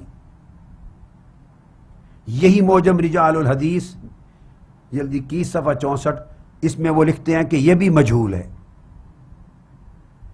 تو دوسری سند بھی مجاہیل کی ہے، مجہولوں کی اور غیر ثقہ لوگوں کی۔ تیسرا کتاب الامالی شیخ طوسی کی صفحہ 372، اب اس میں تیسری سند درج کی ہے۔ کل کتب کی میں جمع کر کے بتا رہا ہوں کہاں کہاں اس کی سند آئی ہے، کام ان کا تھا سندیں پیش کریں، مگر فریضہ ہم ادا کر رہے ہیں۔ اس میں روایت دیا انہوں نے کہ ہمیں خبر دی ہلال الحفار نے، اور لطف کی بات یہ ہے کہ یہ صرف لکھنے والے 200 300 سال بعد جو لوگ ہوئے ہیں وہ سب سے پہلے آدمی آگے خبر دے رہے ہیں، ہلال الحفار نے۔ اور انہوں نے کہا حدثنا ابو القاسم الدعبلی، ابو القاسم الدعبلی، آگے 2 راوی انہوں نے دی، ان سے لیا۔ تو ہلال الحفار کہتے ہیں یہ بھی مجہول ہے، اس کے بھی حالات میں ثقاہت معلوم نہیں ہو سکی۔ اور دوسرا الخوئی نے ان کو ضعیف قرار دیا ہے، معجم رجال الحدیث جلد 4 صفحہ 72، اور ترجمہ ہلال الحفار کا ترجمے کا نمبر ہے 1396۔ تو علامہ الخوئی نے کہا یہ ضعیف بھی ہے اور توثیق نہیں مل سکی۔ اور اگلا راوی اسی سند میں ابو القاسم الدعبلی، اس کا پورا نام ہے اسماعیل بن علی بن رزین، اور وہ کہتے ہیں کہ یہ منکر الحدیث تھا، خطبہ شکشکیہ کا راوی منکر الحدیث تھا۔ اور آگے کہتے ہیں کانا کذابا وضاعا للحدیث، کذاب بھی تھا اور روایتیں وضع کرنے والا وضاع بھی تھا۔ سبحان اللہ، یہ سب سے بڑی دلیل ہے خطبہ شکشکیہ، جس پر ان لوگوں نے قیامت بپا کر رکھی ہے، ایک ہنگامہ کھڑا کر رکھا ہے۔ مولا علی شیر خدا نے یہ کہا، مولا علی شیر خدا نے یہ فرمایا، جو کچھ الا بلا وہ بناتے ہیں وہ اس خطبہ سے نکالتے ہیں۔ اس خطبہ کی حقیقت یہ ہے کہ راوی اسماعیل بن علی الدعبلی جو ہے وہ کہتے ہیں ابن الغدائری بیان کرتے ہیں، ابن الغدائری وہ کہتے ہیں کان کذابا وداعا للحدیث لا یلتفت الی ما رواہ، جو روایت کرے اس پر التفات نہیں کرنا چاہیے، جھوٹا وضاع اور کذاب تھا۔ اب یہ اہل سنت نے تو نہیں بیان کیا، یہ تو شیعہ حضرات کی اپنی کتابیں ہیں، اور یہ نجاشی نے رجال نجاشی میں بھی درج کیا اس کو، اور ابن الغدائری کا یہ قول ہے جو اہل تشیع کی بہت بڑی کتاب، ان کی کتاب کی جلد 4 صفحہ 72 پر، اور موجم و رجال الحدیث میں بھی اس کو روایت بیان کیا۔ یہ اس کے بعد علامہ ابن میثم البحرانی کا قول تو میں نے شروع میں سنا دیا تھا آپ کو، جنہوں نے بڑے انصاف کے ساتھ بات لکھ دی کہ معتبر شیعہ لوگوں نے تو قبول ہی نہیں کیا اس کو، تو اس کو تو ماننے والے ہی ابن میثم البحرانی کے نزدیک غیر معتبر لوگ ہیں اور اجماع ہی نہیں ہے۔ اب دوسرے سب سے بڑے شارح اسی نہج البلاغہ کے علامہ ابن ابی الحدید، اب کل شارحین نہج البلاغہ کا مدار و انحصار ان دو پر ہے، تیسرا کوئی نہیں، باقی سب ان کے ناقل ہیں، ان سے نقل کرنے والے ہیں۔ تو نہج البلاغہ کی جیسے صحیح بخاری کی اگر کوئی شرح ہم سے پوچھے تو ہر آدمی صحیح بخاری کو پڑھنے پڑھانے والا اس کا مدار ہوتا ہے شرح کے باب میں فتح الباری حافظ ابن حجر عسقلانی پر، یا علامہ عینی کی ارشاد الساری عمدۃ القاری پر، یا امام قسطلانی کی ارشاد الساری پر، یہ مدار ہوتا ہے کچھ کتابوں کا۔ جب مسلم کی بات کرتے ہیں صحیح مسلم کی تو ان کا مدار ہوتا ہے امام حضرت قاضی ایاز کی اکمال المعلم پر، امام نووی کی المناج شرح مسلم پر مدار ہوتا ہے، تو کچھ سندیں ہوتی ہیں ان کی شرح کے لیے۔ اس طرح نہج البلاغہ کی جب بات ہوگی یعنی 1000 سال یا 700-800 سال پچھلے جو گزرے ہیں، اس میں تمام علماء شیعہ کا مدار یا ابن میثم البحرانی کی شرح نہج البلاغہ پر ہے یا ابن ابی الحدید کی شرح نہج البلاغہ پر ہے، باقی سارے ان پر تکیہ کرنے والے۔ ابن میثم البحرانی کا فیصلہ سن لیا شکشکیہ کے بارے میں، کہ وہ کہتے ہیں معتبر شیعہ علماء مانتے نہیں اس کو۔ اب ابن ابی الحدید کا سن لیجئے، وہ خطبہ معروفہ شکشکیہ کے بارے میں کہتے ہیں اس کی سند متقولین اور مشککین کی سند ہے، متقولین اور مشککین کی، یعنی باتیں بنانے والے اور جن کے اندر سارا شک کی شک ہے، مشکوک لوگ ہیں، ان کی سند ہے یہ، تشکیک پیدا کرنے والے، خود بھی مشکوک اور تشکیک پیدا کرنے والے دین کے اندر، ان کی ساری سند ہے۔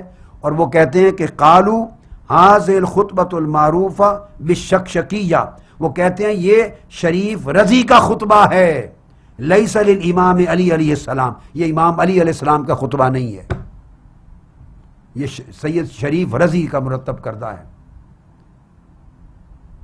اور اس کے بعد وہ کہتے ہیں کہ اس کی جو اسانید ہیں خطبہ شکشکیہ کی، وہ اس کو ابن خشاب نے نقل کیا، ابن خشاب نے شریف سید شریف رضی سے کے پیدا ہونے سے 200 سال پہلے۔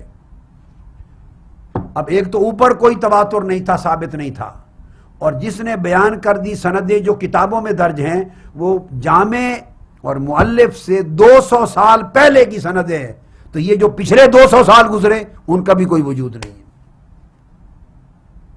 بس وہ لوگوں سے جیسے لوتے رہے، فلاں نے فلاں کے پاس تھا، فلاں کے پاس تھا، اس طرح کر دیا۔ اور وہ اس طرح کے دلیلیں ابن ابی الحدید خود کہتے ہیں وجدتها فی تصانیف شیخنا ابی القاسم البلخی، یہ خطبہ لکھا ہوا میں نے اپنے استاد ابو القاسم بلخی کی لائبریری میں دیکھا تھا۔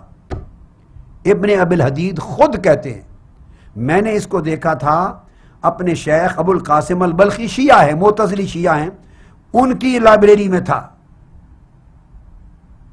اور وہ مقتدر جو ہے المقتدر اس کی خلافت کے دور میں تھے، تو میں نے ان کے پاس دیکھا تھا۔ اس طرح کے حوالہ جات ہیں جن کے ذریعے خطبہ شکشکیہ کا ثبوت فراہم کیا گیا ہے۔ اب اس طرح کے مزید ریفرنسز جو میں تیزی کے ساتھ گزار دوں، یہ جب شکشکیہ کی سند بیان کرتے ہیں اور اس کا ثبوت بیان کرتے ہیں کہ یہ کس طرح مولا علی شیر خدا، تو اس طرح کے وہ کہتے ہیں حافظ یحییٰ بن عبد الحمید الحمانی 228 میں وفات ہوئی، ان کی طرف سے ثابت ہوا، انہوں نے کہا پھر جعفر دابل الخزائی 246 میں، آپ نے دیکھا کہ شروع ہی 3ری صدی ہجری سے ہوئے ہیں نام، تو ان کے پاس تھا، انہوں نے روایت کیا اور روایت کر دیا عبداللہ ابن عباس سے، بس ٹھوک کے 250 سال کا چھلانگ لگائی، عبداللہ ابن عباس پر پہنچا دیا۔ اگر عبداللہ ابن عباس نے روایت کرنا تھا تو 1000 حدیث ان کی کتب اہل سنت میں مروی ہیں، کسی اور جگہ بھی بیان کی ہوتی، انہوں نے اکیلے ایک ہی آدمی کو بتایا، 1000 تلامذہ ان کی روایات آئیں، اور کسی اہل سنت کی کتابوں میں کیوں نہیں گیا یہ؟ پھر جعفر احمد بن محمد البرقی 274 میں فوت ہوئے، پھر ان کا حوالہ دیتے ہیں۔ تو میں یہ بتا رہا ہوں بھئی، یہ جو 250 سال گزر گئے مولا علی شیر خدا سے قبل، ان کے راوی کون ہیں؟ اور ان کے بعد پھر 150 سال آگے اس کے جامع کے پھر گزر گئے، تو سند ہی نہیں ہے۔ پھر وہ بیان کرتے ہیں کہ میں نے علی الجبائی بیان کرتے ہیں معتزلی، اور علامہ مجلسی البہار میں، وہ ساری یہ 330 ہجری میں تھے کہ ان کے پاس بھی یہ تھا۔ بھائی کاتبوں نے لکھا ہوگا 100 نسخے بیان کیے ہوں گے، 100 آدمیوں کے پاس ہوگا، یہ کیا ثبوت ہے؟ ایسے تو دنیا میں ہم نے تو کبھی کسی حدیث کو اس طرح نہیں مانا تھا، کسی کتاب کو اس طرح نہیں مانا تھا۔ پھر وہ بتاتے ہیں کہ میں نے وجدت بخط قدیم، میں نے وزیر جو تھا ابو الحسن علی بن فرات، اس وزیر کے ہاتھ سے کتابت شدہ نسخہ دیکھا تھا، خطبہ شکشکیہ، ایک شیعہ وزیر تھا، اس کے ہاتھ سے لکھا ہوا تھا۔ یہ ثبوت ہو گیا کہ مولا علی شیر خدا کا خطبہ ہے۔ اس سے بڑا مذہقہ خیز عمل کوئی نہیں ہے، اتنی بڑی بات کو ثابت کرنے کے لیے ان باتوں پر انحصار کرنا۔ اور ابو القاسم البلخی مشائخ معتزلہ میں سے تھے، جن کا ذکر ابن ابی الحدید نے دیکھا، ان کے پاس بھی یہ نسخہ تھا لائبریری میں۔ پھر وہ کہتے ہیں، اور وہ 317 میں وفات ہوئی ان کی۔ پھر اس طرح بیان کیا جاتا ابو احمد عبدالعزیز الجلودی البصری، ان کی وفات 332 میں ہوئی۔ معنی الاخبار میں آتا ہے کہ ان کے پاس بھی یہ تھا، 4 صدی ہجری میں ان کے پاس تھا۔ تو کیا ہے؟ تو وہ تو بھائی کاتب 100 نسخے بنا دیتے تھے تو 500 نسخے بن جاتے تھے، تو کئیوں کے پاس ہوتی ہیں چیزیں۔ اس سے ثبوت کیا یہ سند ہے؟ کیا یہ اتصال سند ہے؟ کیا یہ روایت کا رفع ہے؟ کیا یہ مولا علی شیر خدا تک تواتر ہے؟ کیا یہ مولا علی شیر خدا تک اتصال اسناد کا ثابت کرتا ہے؟ کسی شے کا وجود نہیں ہے۔ پھر وہ بیان کرتے ہیں کہ ابو جعفر ابن قبہ ابو القاسم بلخی کے شاگرد تھے، انہوں نے بھی اپنی کتاب میں اس کو لکھا ہے، الانصاف میں، یہ ثبوت ہے۔ ان کی وفات پھر اس کے بعد اور بعد کے زمانے میں ہوئی، 4 صدی ہجری کے اواخر کا دور آ گیا۔ پھر ابو جعفر القمی کا کیا کہ انہوں نے اپنی کتاب میں اس کو ذکر کیا، 381 ہجری میں یہ لوگ تھے، تو 4 صدی ہجری ختم ہونے والی ہے، انہوں نے ذکر کیا۔ کیا ہو گیا ذکر کرنے سے؟ سوال تو پہلی 200 سال کی سندوں کا ہو رہا ہے، اسناد کا، نہ تواتر ہے نہ اتصال ہے۔ پھر بیان کرتے ہیں کہ ابو احمد الحسن بن عبداللہ العسکری، ان کی وفات 382 میں ہوئی۔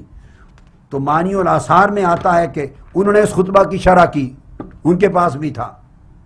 یہ اس قسم کے سارے حوالے ہیں جن کا ابو عبداللہ المفید 412 میں وفات ہوئی، یہ سید رضی کے استاد تھے، سید رضی کے استاد تھے، ان کے پاس بھی یہ نسخہ تھا۔ قاضی عبدالجبار معتزلی 415 میں تھے، ان کا زمانہ اور جامع کا مؤلف نہج البلاغہ کا زمانہ ایک تھا۔ وزیر ابو سعید العابی 422 میں فوت ہوئے، ان کا ایک ہی زمانہ تھا۔ شریف مرتضیٰ جو سید رضی کے بھائی تھے، ان کے بڑے بھائی تھے، تو 436 میں فوت ہوئے، 436 ہجری میں۔ یہ 5ویں صدی ہجری کا زمانہ شروع ہو چکا ہے، ان کے حوالے آئے ہیں۔ یہ شیخ الطائفہ توسی 460 میں فوت ہوئے، ان کا حوالہ دے دیا ہے۔ ابو الفضل میدانی جو 518 میں فوت ہوئے، ان کے حوالے دے دیے ہیں۔ اب آپ بتائیے، یہ 300 سال بعد سے لے کر 500-600 سال بعد تک ان کے پاس تھا، ان کے پاس تھا، ان کے پاس تھا۔ یہ ثبوت ہیں۔ دنیا کے کس علم حدیث میں، علم روایت میں، علم سند میں، علم جر و تعدیل میں اور ثبوت اتصال میں، ثبوت تواتر میں اس قسم کی بات تسلیم کی جاتی ہے۔ یہ تو پنجابی میں ایک لفظ بولتے ہیں جیسے کوئی مذاق کیا جاتا ہے کسی کے ساتھ، بکھیڑ۔ مولا علی شیر خدا کی طرف خطبہ منسوب ہو رہا ہے، کوئی مذاق تھوڑا ہے، اس پر عقیدہ قائم ہو رہا ہے امامت و خلافت کا معاذ اللہ۔ شیخین کریمین خلفائے راشدین کا خلافت چھیننا، استغفر اللہ، ان کا ظلم کرنا، اتنی بڑی انتہا قائم کر رہے ہیں عقیدے میں، مولا علی شیر خدا کے کلام پر مدار کر رہے ہیں، اور یہ حیثیت ہے اس سارے کلام کی، یہ اس کی سند ہے، یہ اس کی پوزیشن ہے۔ اور اب رہ گئی آخری بات، خود اس کے مرتب، جس کا میں نے عرض کیا اہل تشیع حضرات سمجھتے ہیں سید رضی ہیں، اور اہل سنت محققین کل ائمہ نے کہا ہے کہ اس پر اختلاف ہے کہ سید رضی کیا مرتب کردہ ہے یا شریف المرتضیٰ کا مرتب کردہ ہے، یہ بھی ثابت نہیں۔ اب شیعہ حضرات نے اپنی کتابوں میں سید رضی کو لکھ دیا ہے تھرو آؤٹ، تو ان کے یہاں وہ چل رہا ہے۔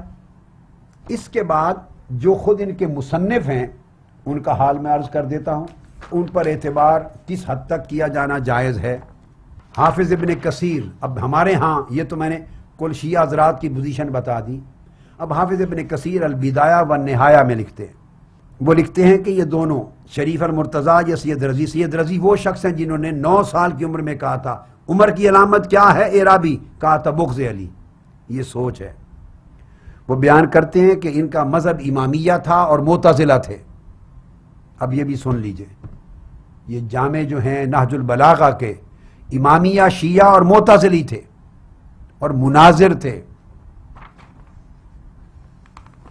اور عجیب بلکہ عجب قسم کی ذم صحابہ اور سب و شتم صحابہ کا عقیدہ رکھتے تھے، اور سیدنا فاروق اعظم رضی اللہ تعالیٰ عنہ کی تکفیر کرتے تھے، معاذ اللہ انہیں کافر کہنا، حضرت عثمان غنی کو کافر کہنا، عائشہ صدیقہ کو، حضرت حفصہ کو۔ اور ایک راوی بیان کرتے ہیں سمیت ابو القاسم بن برہان، وہ کہتے ہیں میں ان کے پاس گیا اور میں نے خود اپنے کانوں سے سنا، اور یہ کھڑے کہہ رہے تھے فانا اقول ارتدا بعد، میں ان کو ابو بکر عمر کو مرتد جان کہتا ہوں۔ تو جو شخص ابو بکر صدیق اور فاروق اعظم کو عقیدے میں مرتد کہتا ہے اور ذم و سب و شتم کرتا ہے صحابہ کرام کی، وہ جب خطبے مرتب کرے گا بغیر سند کے، بغیر اتصال کے، بغیر ثبوت تواتر کے، جس کا کچھ بھی ثابت نہیں ہوگا عند شیعہ معتبرین بھی، اور ہوگا وہ شیخین کریمین اور صحابہ کرام اور خلفائے راشدین کی رد میں، تو کون سی حجت اور کون سی دلیل ہوگی جسے تسلیم کر لیا جائے؟ اور اس خطبہ کو حجت بنا کر مولا علی شیر خدا کی خلافت کے چھیننے کا عقیدہ اپنے آپ کو گمراہ کرنے اور دھوکے میں ڈالنے کے سوا کچھ نہیں۔ اور آگے وہ لکھتے ہیں اِنَّهُ هُوَ الَّذِي وَضَعَ کتاب نہج البلاغہ، یہ وہ شخص ہیں جنہوں نے نہج البلاغہ کتاب کو گڑا اور مولا علی شیر خدا کے نام منسوب کی، اس کتاب کا وضع کرنا ان پر تہمت ہے۔ یہ البدایہ والنہایہ میں نے آپ کو عرض کر دیا، یہ اس عنوان کے تحت۔ دوسری میزان الاعتدال، علی بن الحسین الحسینی شریف المرتضیٰ، اب وہ دونوں میں لکھتے ہیں کہ ایک قول ہے کہ شریف المرتضیٰ نے مرتب کیا، بعض کہتے ہیں کہ سید رضی نے مرتب کیا، ہر ایک نے یہ لکھا ہے، مگر عقیدے کے بارے میں لکھا هو المتہم بوضع کتاب نہج البلاغہ، ان پر اتہام ہے کہ انہوں نے نہج البلاغہ کے نام سے کتاب وضع کی، یہ مولا علی شیر خدا کی نہیں ہے، اور اس کے اندر سب اور سب و شتم ہے، خاص طور پہ سیدنا ابی بکر صدیق اور عمر فاروق پر، اور اس کے اندر تناقض ہیں۔ پھر لسان المیزان امام اسقلانی حرف العین کے تحت وہ بیان کرتے ہیں کہ یہ متکلم تھے، رافضی تھے، معتزلی تھے، اور ان پر بہت بڑا الزام ہے کہ انہوں نے نہج البلاغہ کے نام سے کتاب وضع کی، گڑی، مولا علی شیر خدا کے نام منسوب کی، جس میں سب و شتم ہے سیدین کریمین ابو بکر صدیق اور فاروق اعظم پر۔ اور ابن حزم کہتے ہیں کان من کبار المعتزلۃ الدعاء، معتزلہ کے کبار دعات میں سے تھے، شیعہ بھی تھے، رافضی بھی تھے، معتزلی بھی تھے۔ مرۃ الجنان، یہ تو محققین کی تاریخی کتب ہیں۔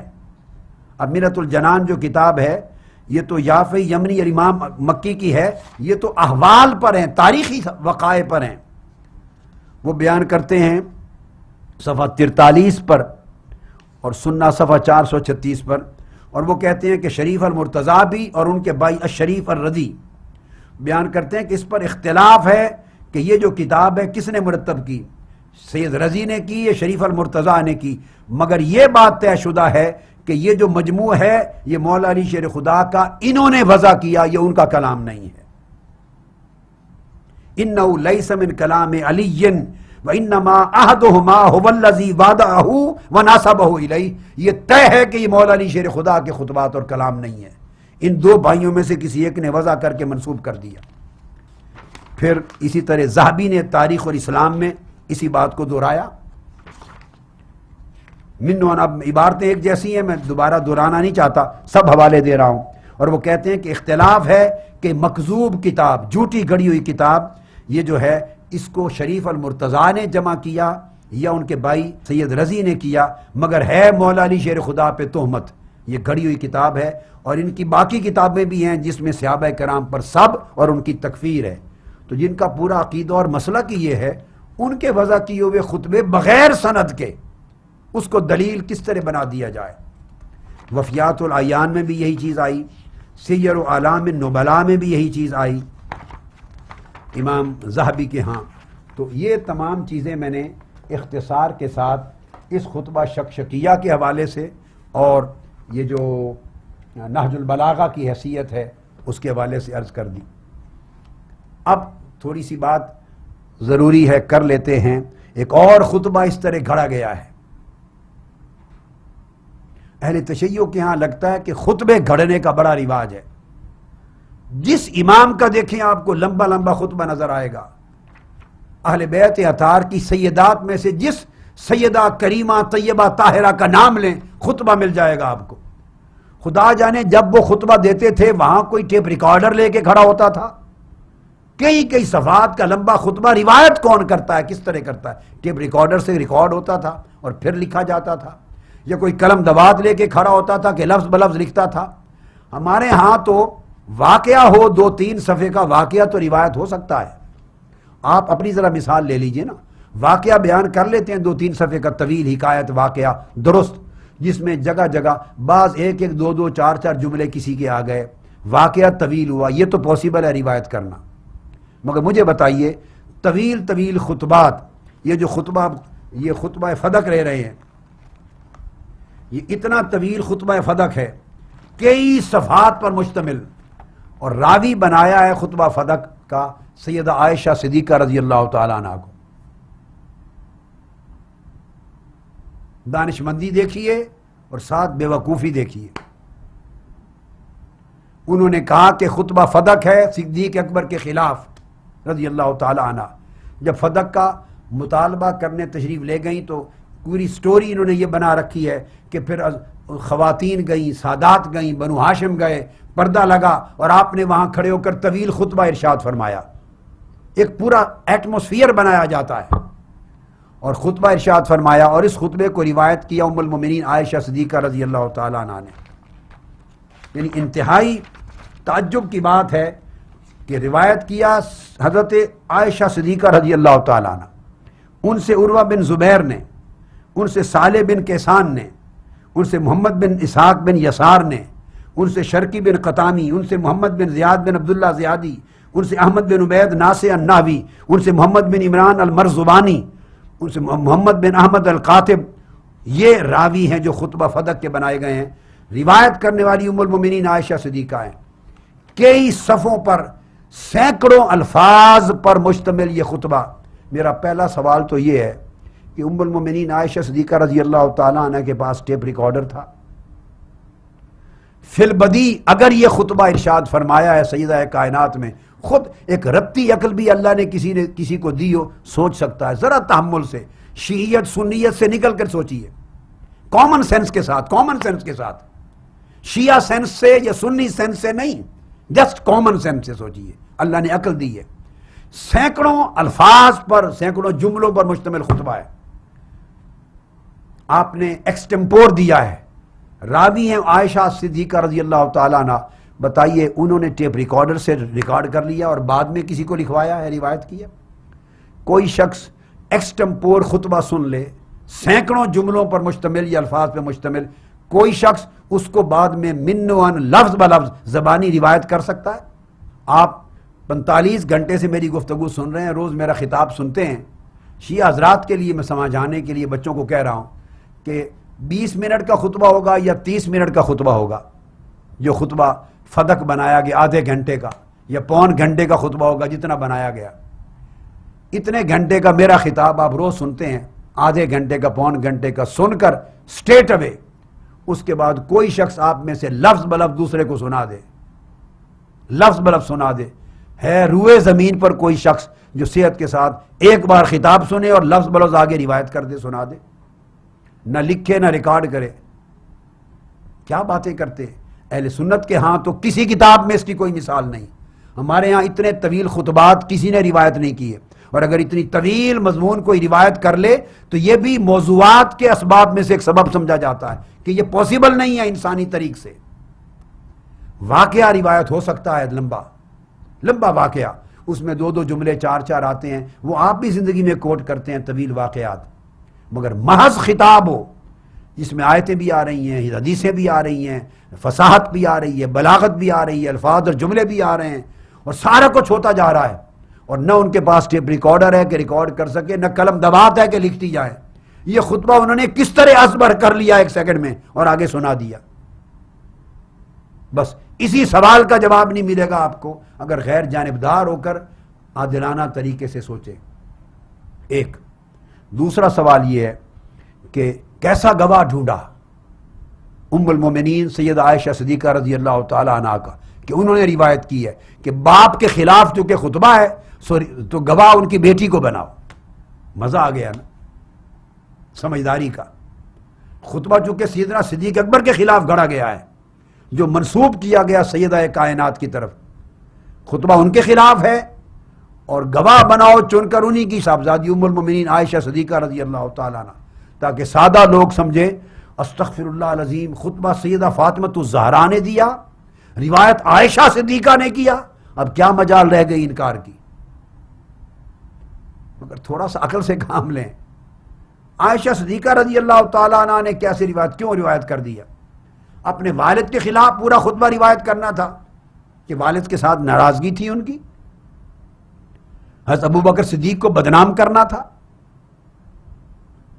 پھر اس واقعہ میں تو یہ درج کر دیا گیا ہے کہ اور خواتین بھی اہل بیت کی گئیں، صحابہ کرام بھی چلے گئے، بنو ہاشم بھی چلے گئے، پردہ ڈال کے اس کے پیچھے کھڑے ہوئے خطبہ سنا گیا، اوروں نے کیوں نہیں روایت کیا؟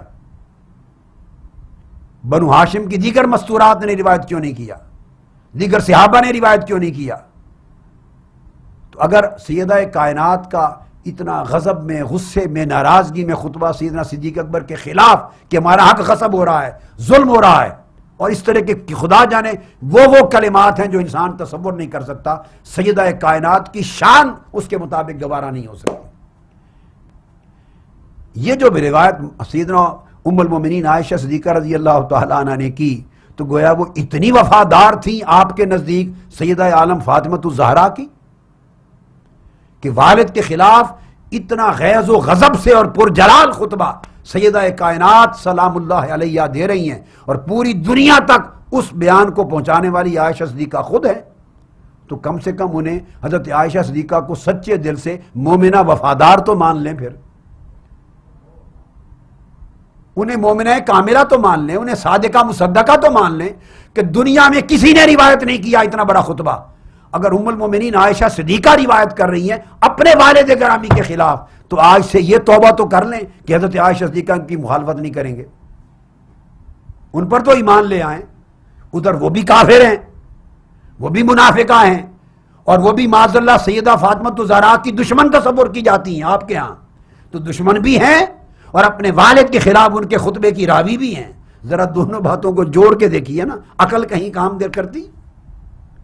عقل کے کسی خانے میں یہ بات بیٹھتی ہے کہ دشمن بھی ہوں معاذ اللہ ستیلی ماں کے طور پر، استغفر اللہ العظیم، سیدہ کائنات کی، ان کے خلاف حسد بھی ہو، مخالف بھی ہوں، اور اپنے والد کے خلاف سیدہ کائنات کا خطبہ لفظ بلفظ دنیا کو روایت بھی کر کے سنائیں. کم سے کم یہ قصہ گھڑتے ہوئے کچھ عقل سے کام لیا ہوتا. پھر میں نے کہا دروغ گو راہ حافظہ نہ باشد. جب آدمی جھوٹ بولنے پر آتا ہے تو تعصب اور حسد انسان کی عقل چھین لیتا ہے, شعور ختم ہو جاتا ہے. کسی اور کو گواہ اور راوی بنا لیتے. صدیق اکبر کے خلاف عائشہ صدیقہ کو گواہ اور راوی بنا رہے ہیں, اور سیدہ عالم فاطمہ الزہرا کے حق میں بنا رہے ہیں. ذرا دیکھیں کسی سمت میں بھی بات نہیں جڑتی بیٹھتی. انا للہ و انا الیہ راجعون. اور جو میں نے عرض کیا کہ یہ عقل انسانی میں یہ نہیں ہے کہ طویل خطبہ دے کے لفظ بلفظ کیسے روایت کر دیا. یہ موضوعات ہوتی ہیں چیزیں. یہ کیسے بنا؟ یہ سیدہ عائشہ صدیقہ نے نہ روایت کیا, نہ عروہ بن زبیر نے کیا, پورا خاندان صدیق اکبر کا انوالو کر لیا. نہ صالح بن کیسان مدنی نے روایت کیا, کسی نے نہیں روایت کیا. یہ اسی طرح جیسے میں نے خطبہ شکشکیہ کا بتایا, سلیم کی کتاب کا بتایا جس نے واقعہ گھڑا سیدنا فاروق اعظم کا حملہ کرنے کا, جیسے وہ سنایا. جیسے یہ میں نے آپ کو ابھی خطبہ شکشکیہ کا حال بتایا. یہ وہ چیزیں ہیں کہ صدیوں بعد لوگوں نے خود بیٹھ کے, یہ خطبے وہ ہیں جو تحمل سے لکھے گئے ہیں. جو شیعہ کتب میں جو دلائل دیے جاتے ہیں نا مسئلہ فدق کے حق میں, جو قرآنی آیات اور حدیث جو دلائل شیعہ علماء کتابوں میں دیتے ہیں, وہ دلائل سارے خطبہ میں جڑ دیے ہیں. حضرت سیدہ کائنات فاطمہ الزہرا کی زبان مبارک میں ڈال دیے. جو شیعہ کتب میں دلائل الگ دیے جاتے ہیں, حضرت زکریا کی دعا رب حب لی من لدنک ولیہ یارثنی و یارث من آل یعقوب, حضرت سلیمان اور داؤد علیہ السلام کا وراثت کا پانا, جو دلائل شیعہ کتب دیتے ہیں مناظر, وہ سارا مناظرہ سیدہ فاطمہ الزہرا کی طرف منسوب کر دیا. اور پھر اس کے بعد آگے اس کے تھوڑا راویوں کا حال بھی لے لیں. یہ جو خطبہ ہے فدق, یہ تو اس کی حقیقت تھی ساری. اب اس کے راویوں کی صورت تھوڑی دیکھ لیجئے. راوی اس کے ایک شرقی بن قطامی ہے, اوپر تو مقدس نام دے دیے نا سیدہ عائشہ صدیقہ کا. اب اصل جو نیچے راوی بنائے شرقی بن قطامی ہیں, یہ راوی. اب اس کے اوپر دیکھ لیجئے کتاب خطیب بغدادی تاریخ بغداد جلد 9 صفحہ 278 میں بیان کرتے ہیں. یہ جو راوی ہے خطبہ فدق, جو سند گھڑی گئی اور جو راوی ڈالے گئے اس میں الشرقی بن قطامی, وہ بیان کرتے ہیں کہ یزید بن ہارون سے مروی ہے. اور شعبہ نے بیان کیا کہ میں اس کی اور مساکین میں اس کے لیے صدقے کا مستحق تھا, اس کے لیے بھلائی کی بات کرتا, اگر یہ شرقی فاروق اعظم پر جھوٹ بولنے والا شخص نہ ہوتا. یہ کذاب تھا اور سیدنا فاروق اعظم پر جھوٹ بولتا تھا, گڑتا تھا. یہ اس کی پوزیشن ہے. اس کے بعد ابراہیم الحربی بیان کرتے ہیں کہ یہ ایک شخص کوفی تھا, اس کی ثقاہت میں کلام کیا گیا ہے, قابل اعتبار نہیں. اور زکریہ بن یحییٰ الساجی نے بیان کیا کہ یہ ضعیف تھا, چونکہ سیدنا فاروق اعظم پر ان کو کفر اور ان کو سب و شتم کرنے والا, ان پر جھوٹ وضع کرنے والا, اس لیے یہ شخص ضعیف ہے روایت میں. یہ راوی ہے اس کا جو نیچے آ جاتا ہے. اس کے بعد پھر اس کو کہا گیا مزید یہ شخص امام اسقلانی بیان کرتے ہیں لسان المیزان جلد 3 صفحہ 142 میں کہ یہ منکر الحدیث بھی تھا. یہ شخص منکر الحدیث ہے. بیان کیا کہ 10 کے قریب اس نے کل روایتیں بیان کی ہیں, 10 کے قریب, اور ان میں مناکیر بھی ہیں, اور یہ ضعیف ہے, منکر الحدیث ہے. اور اس کے بعد آگے ولید بیان کرتے ہیں, وہ ساجی سے روایت کرتے ہوئے کہ ضعیف ہیں, اور وہ کہتے ہیں کہ میں نے خط یوسفی میں خود پڑھا ہے ولید بن حسین سے کہ کانا کذابن, اور ابو المثنیٰ اس کا کنیت تھی, اور یہ روایت میں کذاب تھا, کذاب ہے, یہ راوی ہے اس کا. اور اس طرح یزید بن ہارون نے بھی کہا کہ لیس بقوی, قوی آدمی نہیں تھا, ثقہ آدمی نہیں تھا. کسی نے منکر الحدیث کہا, کسی نے کذاب کہا. ساری خرابیاں جو داف کی ہوتی ہیں وضع اور کذب تک, وہ ساری موجود. اس کے بعد اسی سند میں خطبہ فدق جو گھڑا گیا, اس میں دوسرے راوی ابو جعفر احمد بن عبید بن ناصح ہیں. ان کے بارے میں بھی آیا کہ یہ کمزور تھے حدیث میں, اور ابن عدی بیان کرتے ہیں کہ ان سے مناکیر مروی ہیں. امام حاکم، یہ منکر الحدیث ہو گیا، امام حاکم بیان کرتے ہیں کہ اس کی بیان کردہ روایتیں قابل قبول اور قابل اتباع نہیں ہیں. اور ابن حبان بیان کرتے ہیں کہ یہ ثقہ لوگوں کی مخالفت کرنے والا ہے. اور ابو احمد بن عدی نے اسمعی سے اور پھر انہوں نے بیان کیا کہ یہ آدمی منکر الحدیث ہے اور کثرت سے مناکیر بیان کرتا ہے. یہ امام مزی نے بھی تہذیب الکمال میں بیان کیا، جلد اول صفحہ 403. اور امام احمد نے بھی، احمد بن حنبل نے بھی اسے کہا کہ عمدہ آدمی نہیں ہے روایت میں. اس کے بعد آگے ایک اور راوی اس میں محمد بن عمران المرزبانی، اسی خطبہ فدق کی جو میں نے پہلے سند پڑھی، محمد بن عمران المرزبانی، یہ استاذ ہیں اسی آگے شریف المرتضیٰ سید رضی کے. اس کے خطبہ جو فدق ہے اس کو مرتب کرنے والے بھی وہی ہیں. اچھا، محمد بن عمران المرزبانی یہ راوی ہے اگلا اس خطبہ فدق کے نام پہ جو گھڑا گیا. اس میں وہ بیان کرتے ہیں کہ یہ اس کی اخبار شعراء میں ملتی ہیں. شاعر تھا، غزل لکھتا تھا اور نوادر چیزیں کہتا تھا. اور خطیب بغدادی نے کہا کہ مجھے الازہری نے کہا کہ یہ شخص ثقہ نہیں ہے اور عقیدے میں معتزلی ہے، قابل اعتماد نہیں ہے، عقیدے میں معتزلی ہے. یہ خطیب بغدادی نے روایت کیا. اب آپ دیکھیے کہ کذاب راوی ہیں، غیر ثقہ راوی ہیں، معتزلی راوی ہیں، غیر ثقہ راوی ہیں، ناقابل اعتبار راوی ہیں، اور کذاب بھی ہیں، وضاع بھی ہیں، شیعہ بھی ہیں، حدیث میں کمزور بھی ہیں، منکر الحدیث بھی ہیں. اور پھر میں نے آپ کو عرض کیا کہ اوپر کوئی ثبوت اور سند نہیں ہے، اوپر کوئی اتصال نہیں ہے. اور خطبہ درایت کے اعتبار سے بھی اس قابل نہیں کہ قبول کیا جائے، اور روایت کے اعتبار سے بھی اس قابل نہیں کہ قبول کیا جائے. یہاں ایک اشکال اہل تشیع علماء پیدا کرتے ہیں کہ ان میں سے بعض راوی، ایک راوی ایسے ہیں جو ثقہ ہیں، نام ہی ڈالنا ہے نا. جب وضاع آدمی کذاب روایت بناتا ہے تو جو سند چاہے وہ لکھ دے بنا کر، اس میں اچھے برے سارے نام آ جاتے ہیں. محمد بن اسحاق بن یسار ہیں، یا صالح بن کیسان ہیں، یا محمد بن زیاد بن عبداللہ زیادی ہیں. ایک آدھ راوی ایسا ہے جن سے بخاری مسلم انہوں نے روایت کیا. اوپر کے روات میں نے عرض کیا ویسے ثقات ہیں، مگر یہ بات کیسے پہنچتی ہے جب نیچے کذاب راوی آ گئے تو جیسے متن اس نے وضع کر لیا تو سند بھی وضع کرتے ہیں یہ لوگ. یہ کوئی ثبوت نہیں رہتا جب کذاب اور وضاع راوی آ جاتے ہیں.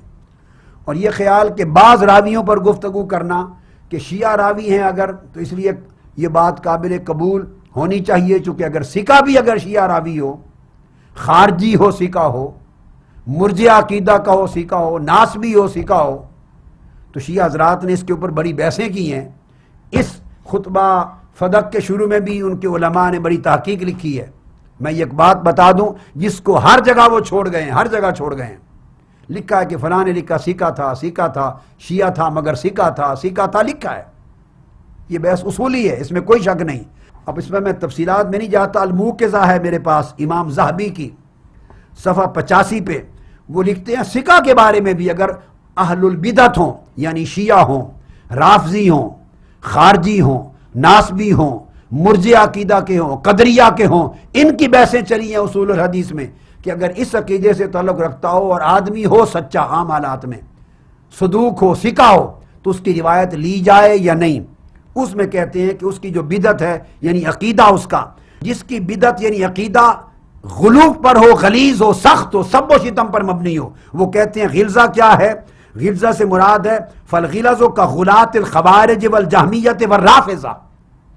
رافضی صحابہ کرام کو سب و شتم کرنے والے وہ غلیظ یعنی غلظہ میں آ جاتے ہیں. اور دوسری شرط یہ ہے کہ وہ اس عقیدے کا داعی نہ ہو، اس عقیدے کا لوگوں کو عقیدے کی طرف بلانے والا مناظر نہ ہو. یہ دو شرطیں ہیں. اگر وہ اس عقیدے کی طرف بلانے والا مناظر ہے، داعی ہے، تو دعات بے شک ثقہ ہوں، ان کی روایت قبول نہیں کی جاتی. اور دوسری بات یہ کہ اگر وہ روایت ان کے عقیدے سے متعلق ہے جس میں گمان ہو سکتا ہے کہ اپنے عقیدے کی خاطر تقیہ کر لے گا، جھوٹ بول لے گا اور جھوٹ بولنے کو عبادت بھی سمجھے گا کہ اگر اس سے میں مولا علی شیر خدا کی محبت لوگوں کے دلوں میں بڑھا لوں معاذ اللہ، یا صحابہ کرام کی نفرت پیدا کر لوں اور لوگوں کو اپنے عقیدے میں شامل کر لوں، تو جھوٹ بھی بول کے یہ مقصد حاصل ہو جائے تو عبادت ہے، یہ عقیدہ تقیہ کی طرف جاتا ہے۔ وہ کہتے ہیں اس وجہ سے وہ روایت ان کی ثقہ بھی ہوں تو قبول نہیں کی جاتی، رد کر دی جاتی ہے۔ یہ کل ائمہ نے، امام شافعی نے، محدثین نے الموقظہ میں بیان کیا، یہ امام نووی نے یہ اصول بیان کیا التقریب میں، امام نووی نے یہ قاعدہ بیان کیا گیا ہر جگہ۔ فرماتے ہیں اس وقت روایت بیان کی جاتی ہے من کفر ببدعتہ لم یحتج بالاتفاق، جس کا عقیدہ اتنا خراب ہو کہ تکفیر تک جا پہنچے، قبول نہیں کی جاتی، بے شک سکہ ہی کیوں نہ ہو۔ یہ سکاہت کی شرط کے ساتھ ہے، ورنہ اگر سکہ نہیں ہے، جھوٹا ہے، کاذب ہے، تو اس کی تو بحث ہی نہیں بنتی، وہ تو دوسری کذاب ہونے اور وضاع ہونے کی روایت میں چلا جاتا ہے، یہ الگ ہے۔ اہل البدعۃ والاہواء ومن لم یکفر قیل لا یحتج بہ مطلقا، ایک قول ہے اگر تکفیر تک بھی نہ پہنچے تو اس کی روایت قبول نہیں کی جائے گی، اور ایک قول ہے کہ قبول کی جائے گی مگر ان لم یکن ممن یستحل الکذب فی نصرت مذہبہ، اگر اپنے مذہب کو تقویت پہنچانے میں جھوٹ بولنے والا نہیں ہے، یہ ثابت ہو تب قبول کی جائے گی، اور اگر اس کے اندر اپنے مذہب کو تقویت پہنچانا شامل ہے پھر قبول نہیں کی جائے گی۔ اور یہ بھی فرمایا وَيُحْتَجُّ بِهِ إِن لَّمْ يَكُن دَاعِيَةً إِلَىٰ بِدْعَتِهِ، سکہ راوی ہے، شیعہ ہے، خارجی ہے، مرجئہ ہے، قدری ہے، تب قبول کی جائے گی اگر وہ اپنے عقیدے کا داعی نہیں ہے، ملا نہیں ہے، ذاکر نہیں ہے، مناظر نہیں ہے، لوگوں کو اپنے عقیدے کی طرف برملا بلا کر گمراہ کرنے والا نہیں، اور اگر وہ داعی اور امام ہے اور ان کا مقتدا ہے، اس کا انٹرسٹ ہے اپنے عقیدے کی طرف، تو پھر اس کی روایت قبول نہیں کی جائے گی۔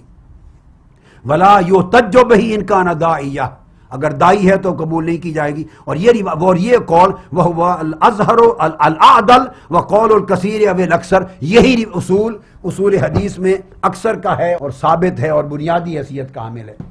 یہ قاعدہ امام ترمذی کے ہاں بھی ملتا ہے، نووی نے شرح مسلم میں بھی یہی قاعدہ بیان کیا، یہی اصول یہ علامہ امام عراقی نے، زین الدین عراقی نے التقیید والایذاء میں بیان کیا، یہی قاضی ایاز رحمۃ اللہ علیہ کی اکمال المعلم میں ہے، ہر محدث اور ہر امام میں فن نے یہ اصول بیان کیا ہے، یہ انہوں نے بیان کیا ہر ایک نے، یہی حافظ ابن حجر اسقلانی نے ہدی الساری مقدمہ فتح الباری میں بیان کیا، یہی ابن رجب حنبلی نے شرح علل ترمذی میں بیان کیا، یہی امام جلال الدین سیوطی نے تدریب الراوی میں بیان کیا التقریب پر۔